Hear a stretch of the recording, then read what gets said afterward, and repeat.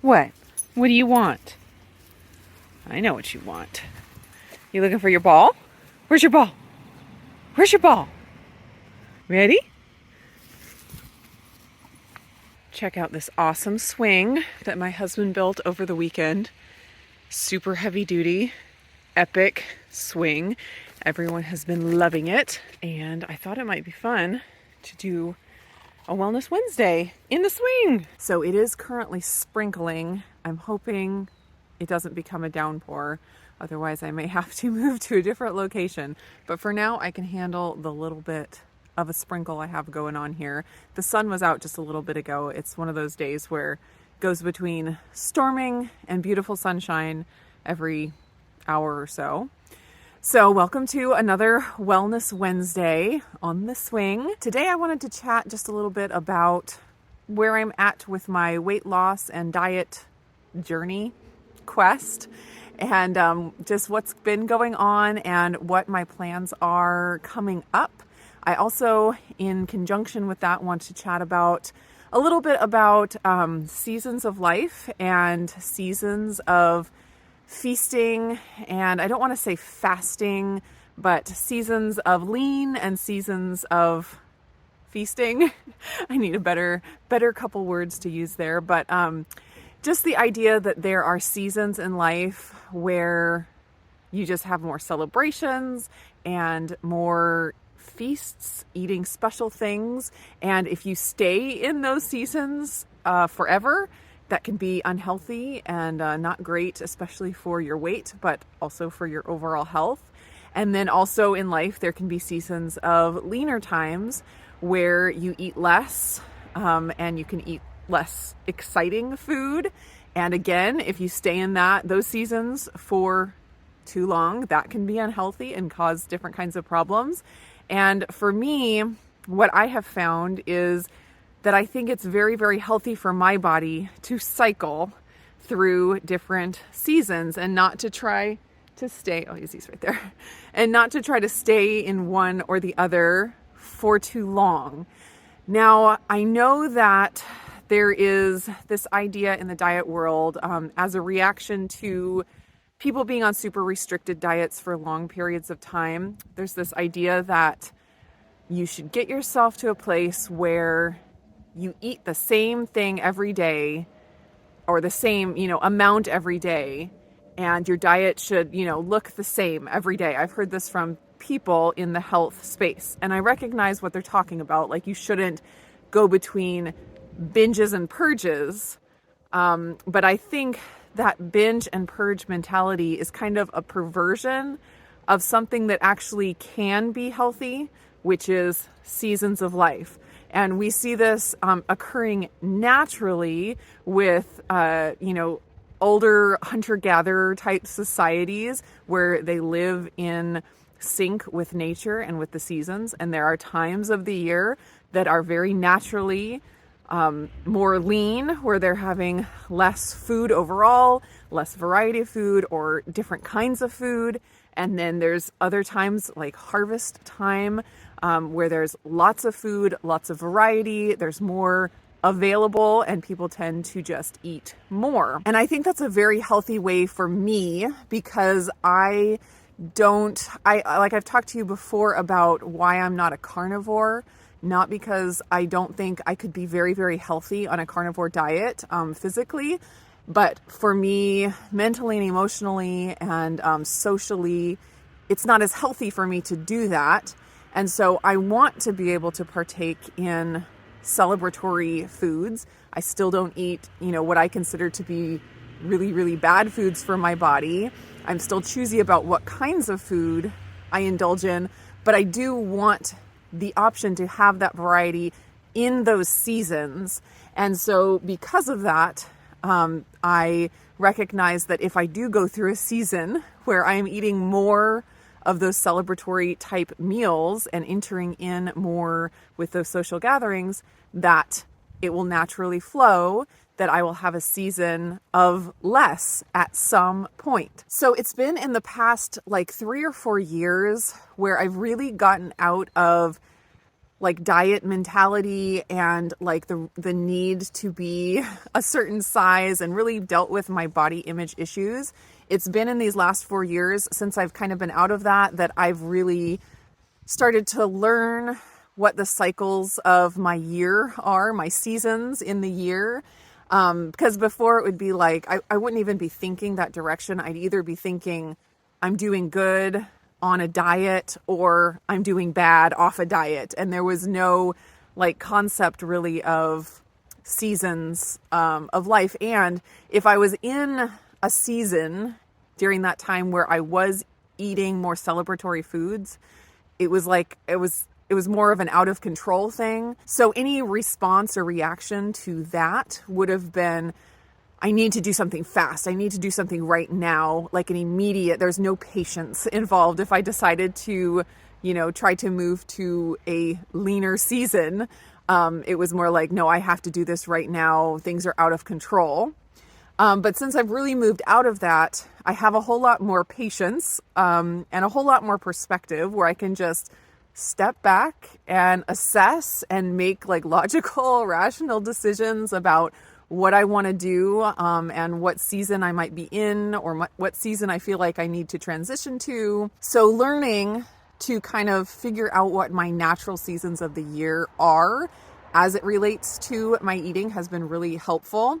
And I know some people will think it's like overkill. You should just eat intuitively, and you shouldn't have to think about food so much. But we live here in America in this society where it is feast time 24/7, 365 days a year. There's always an opportunity for a feast. And so it's kind of like with getting out and getting sunshine or getting our feet in the dirt. It's like we have to think about it now in a way that other societies in the past never did. It just happened naturally that they would go through these feast and famine times. It had happened naturally that they were out in the sunshine more. It happened naturally that they were more in tune with nature. And now, being that we live in the society, which has tons of benefits, and I'm not complaining about that, but because of the conveniences and things in our lifestyle now, or in my lifestyle, I have to think more about these seasons. Otherwise, it's just way too easy to slip into feast all the time. So for me, what I have been finding as far as my seasons, as it relates to feasting and leaner times, is I've always found that like the month of August is a really great time for me to have kind of a leaner time. I've done Whole30s during that time. We usually don't have a lot going on in our calendar. We've done a lot of stuff earlier in the summer. And then August seems to be pretty slow. Then September, we always have our trip to the beach house. And that's always a time where we have extra treats. And, it's just a family time where I don't want to be on anything super, super strict. And so August will be pretty lean for me. September is a little more of a celebration time. And then October is another month where it works out really well for me to do something a little leaner. And this past year, that's exactly how it worked out. It was after my trip to the beach house that I started to incorporate lean days into my diet and to go dairy free. And that worked out really well. October is a pretty chill month for us. There's only the Halloween there, which is not super tempting to me personally. And so through October and a lot of November is a great season for a great lean season for me. And then of course, starting Thanksgiving, that's when starts to be more holiday parties, Thanksgiving, obviously. And then through Christmas tends to be more celebratory time where we're having get-togethers and holiday parties and stuff like that. So that's more of a feasting time for me. And then January rolls around and everyone is on their diet. And so it works out perfectly. And it works out, for me socially to be on some kind of a leaner or some kind of a stricter type of eating plan.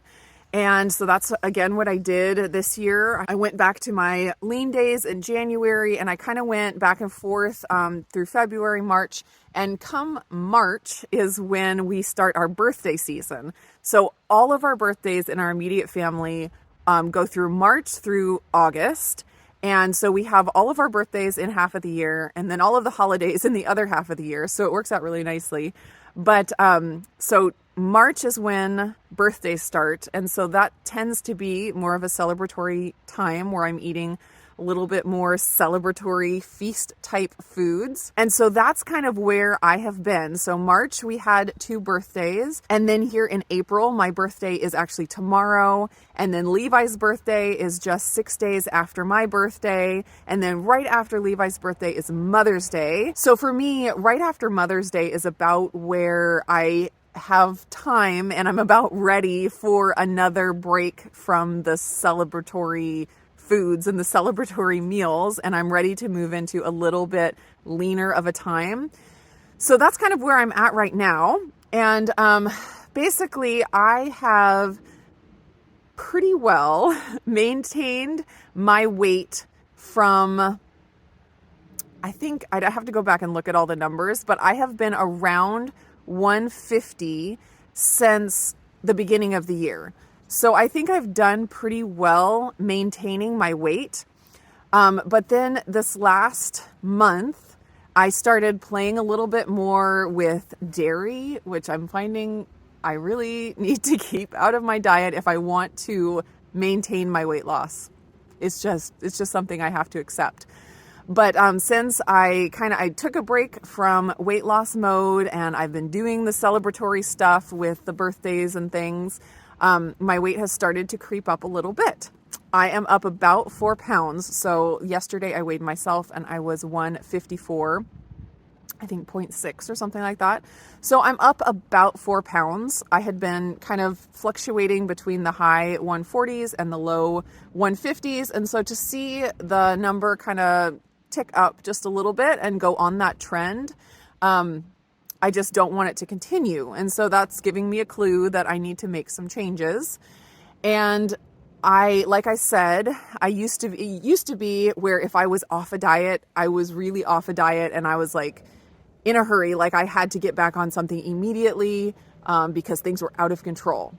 But I am so not in that place anymore. I see that the scale is going up, but it's very slow. It's just like this little trend. It's a couple of pounds, but it's not urgent. Like I don't have to jump onto something super strict right now. I can be patient about it and be okay. And I think that's a sign that I've, matured a little bit in my journey and my body image stuff. And so I'm happy about that. So, but I've been thinking about it and like, what do I need to do? And of course, the first thing is to stop playing with the dairy as much. I have not added it back fully as much as I, was eating it before I cut it out back in September. But I have, like, if go out to a restaurant or something and I get a bunless burger, I will have cheese on it. I've been using more of the Pork King Good seasonings. I showed you that in my last What I Eat in a Day video. Just been using like the ranch seasoning on the chicken wings. Oh my goodness, it's so good. But it definitely has dairy. I have been using lots of butter, which I still have not decided fully if that is okay for me or not, if that is something that is causing me issues or not. I've been using butter powder in my breads and rolls and things, and that butter powder has a little bit of non-fat milk powder because they have to have some kind of a protein to make the fat into a powder, and so they use the non-fat milk powder for that. So all of those things combined, I think, are contributing to the weight kind of slowly starting to go up, as well as I've had a few off-plan meals, which I don't even like to say off-plan because my plan includes things off of my baseline diet. So I'll say what I normally say, which is off of my baseline diet. I've had a couple of meals. I have my certain non-negotiables, foods that I don't even touch with a 10-foot pole. But then there are other foods where if it's a celebratory meal, I will have some, but it has to be like very few and very far between, maybe twice a month. Like for Talia's birthday, I had some ice cream because that was her birthday treat. And now I'm forgetting what Charity had for her birthday, and I don't remember if I had some. I probably did, but that was almost a month ago now. So anyways, the celebratory meals like that, as well as the dairy, have been contributing to the scale going up. I also wanted to throw in here that I have been testing my ketones with my tone meter, like I've shown you in a few videos recently, and I have stayed extremely consistently in ketosis this entire time. So there's like kind of an idea out there that if you are in ketosis, you can't gain fat or you can't gain weight. I know for at least myself that that's not true. I can 100% be in ketosis and store fat on my body. It may be different for other people, but for me, I can totally be in ketosis and gain weight. So now on to like my plans of what I'm going to do. My plans that I'm developing very slowly and that I am being very patient about implementing. I'm not freaking out about the number on the scale being up a little bit. It's no big deal, but it is something that I notice, and I want to take steps to avoid going further that direction. So what I have decided to do is after my birthday, maybe after Levi's birthday, because it's May 4th, I don't know that we have anything big planned for Mother's Day that I really want to like wait to start something before that. I'll have to decide, but I'm thinking either after my birthday tomorrow or after Levi's birthday on the 4th, what I am going to do is start adding in 2 or 3 lean days per week. That's what I did back in September, October, and it was super successful for me. And I think just judging from how my body has responded in maintenance, I'm going to need to implement some kind of a leaner day, like maybe just 1 a week, in order to maintain my weight more easily. I've maintained my weight these last few months pretty well, but if I want to maintain it easily, I think throwing in at least 1 lean day a week is going to really, really help me there. So what I'm going to do is I'm going to start out by doing 2 or 3, depending on what my schedule is like for that week, because I don't like doing lean days on days that I'm really busy and out and running around. It's just not pleasant for me. So depending on how my week looks, I will pick 2 or 3 days to make them lean days. And I'm going to count this as an experiment with my tone device, because like I've talked to you in my other videos about my ketone meter, I'm really curious to find a way to get the number higher on the ketone meter. I'm in fat burning mode, usually in the teens somewhere, and now I've seen the 20s a couple of times, but not often. And I'm just really solidly in the teens on the monitor, and I'm really curious to see how I feel if I get higher than that, and if there's a certain level that I get to that corresponds with weight loss for me. Just curious. And I'm really curious also to do the lean days and see what the number does after the lean days. So I actually got to chat with Vanessa Spina, the creator of the Tone Device, the Optimal Protein podcast host. She's fabulous and extraordinary, and just the sweetest person you could ever talk to. And according to what she is finding recently, the best time and the most accurate time to test your ketones with the Tone Device is first thing in the morning in a fasted state. It's not very effective for like eating something and then testing your ketones a couple hours later and seeing if they got higher or lower. It just doesn't work out that way. It's not the same as testing blood glucose. So I think that's all I'm going to do, is I'm only going to test first thing in the morning in a fasted state, and that's the number I'm going to write down and I'm going to go with and see how that changes, throwing in some lean days. This video is already really long, and I'll probably talk more about my lean days on like probably next week's video, or maybe on a what I eat in a day video, because I'll probably do some what I eat on a lean day videos again, like I did previously. But just real quick, I call my lean days and not protein sparing modified fast days because technically what I do does not qualify as protein sparing modified fast as far as what the original creators of the protein sparing modified fast, how they wrote it. So what I do is I eat to hunger. I don't limit myself to a certain calorie number or even really a certain fat gram number. What I do is I pick foods that are already lean, and those are the foods that I eat to hunger. And because I'm picking those kinds of food and not adding fat to them, I end up with a lower calorie level than normal. My protein is usually a little higher than normal, although it's very close to normal, which is well over 100 grams of protein for me, usually 150 grams to 200 grams, somewhere between 150 and 200 is where my protein ends up. And then of course the foods that I pick are all very, very low carbs. So the carbs are very, very low as well. Rarely ever go over 30 grams of total carbs for the day. And my fat usually ends up somewhere between 30 and 50 grams of fat for the day. So if I were doing a real protein sparing modified fast, it should be kept to around 800 calories max. I think that's what the original creators of the protein sparing modified fast said. I think it was around 800 calories. And I definitely go higher than that. I am usually somewhere between 1,000 and 1,300 calories for the day when I do my lean days. So I don't want to cause any confusion on that. They're not protein sparing modified fast days, but they are similar to protein sparing modified fast days. And a lot of the foods that I eat on my lean days are appropriate for protein sparing modified fast. So that's it. That's my plan.